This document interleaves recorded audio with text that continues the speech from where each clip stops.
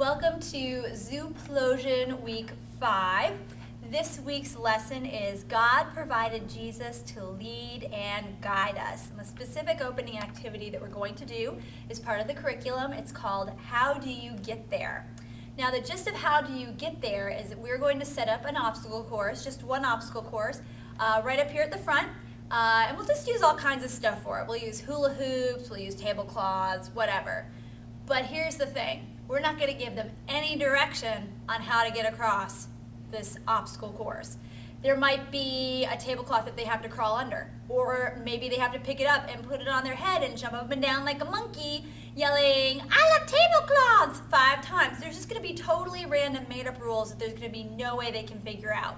But we're going to send these kids across one at a time, telling them nothing. They're going to have to try to figure out what it is that we want from them. And of course, none of the kids are going to get across knowing what the real obstacle course was. What we could do is we could show them once it's all done. I'd say we do this with about 5 kids. But the idea behind it is you need a guide. I mean, we can't just have an obstacle course set up with no rules, with no guidance. You have to have some kind of a guidance. So they're going to try to figure out the obstacles, and if they don't make it across in the right way, and none of them will, then they'll be out, and so no one's going to make it.